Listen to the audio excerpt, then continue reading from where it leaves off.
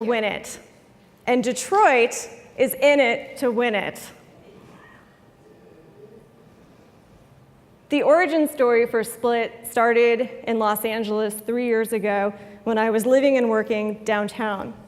Every morning, I would rely on the hotel shuttle bus to take me downtown to work, until that one fateful morning when the shuttle bus was overbooked. But fortunately for me, there were 2 hotel guests also heading in the same direction, and I offered to share the ride. When I returned back to New York City after living and working in Los Angeles, what I found is that this natural ride-sharing concept was actually already in implementation, where the Taxi and Limousine Commission had set up signs for New York City residents to share the cab experience from the Upper East Side all the way down to the financial district. And keep in mind, this was before Uber and Lyft existed. Humanity has come a long way in terms of mobility, from horses all the way to cars, thanks to Detroit. And what we see now is a new shift in mobility, where access and automation is actually more important than how we get there. So how did we get here to Michigan?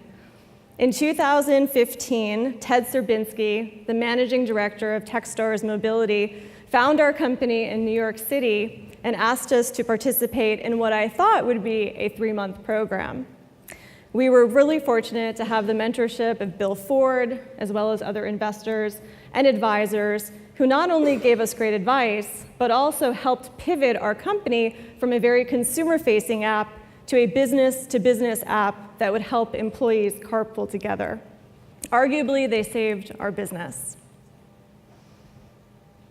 And it wouldn't have been without great supporters and champions in Michigan, accelerators, investors, leading industry experts who really became more like family. And that's how we identify with Michigan, the sense of family and collaboration.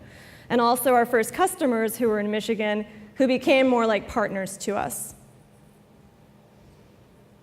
Our first customer was DTE Energy. Steve Baker was a tremendous force of growth and change for our product, as well as those initial first users of our product who gave us solid advice from day one and helped us redefine and iterate upon our existing model.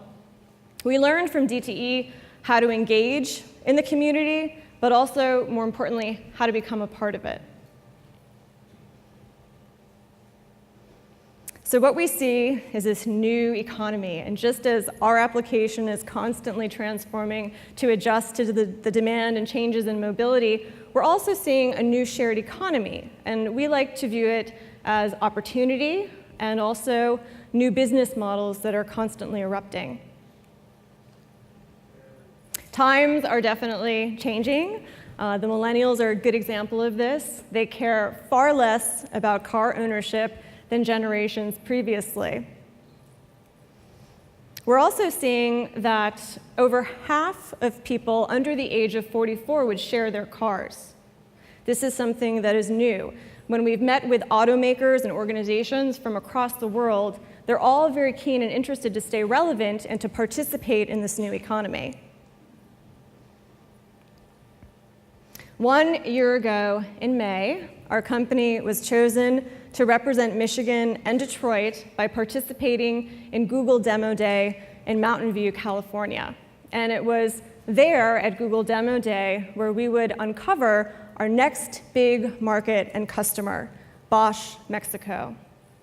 Mr. Rene Schlegel, the president of Bosch Mexico, came to Detroit and visited our team, and his right-hand man, CIO Alberto Ibadian, had a vision for Split to bring our platform to Mexico to service all 14,000 employees. And to this day, outside of Michigan, they have remained our #1 supporter. So we launched on Thanksgiving. We launched in a way where we motivated employees through gifts and gas cards and platinum parking near the office building, and a continuum of rewards that really would keep people using the system and carpooling with their fellow employees. And the results were staggering. In just 1 week, we saw 50% adoption among all of the employees. We also know that a lot of the employees are shift workers who are without cars, and so they're having to take 1, 2, 3 buses even to get to work. A lot of those shift workers are mothers who've tucked their kids into bed and they're working the overnight shift. And this is not dissimilar to Detroit's disconnected neighborhoods that we see currently. So Glenn challenged me to share my Detroit story. And I think we can all see and appreciate what is transforming in Detroit. There are tens of thousands of new jobs that are being added. We see an increase in the number of people who are graduating from college. We're being priced out of the real estate market, and new restaurants are popping up left and right. So we definitely see change and are very much a part of that movement. Detroit is also reinventing itself, much like a startup, in our opinion.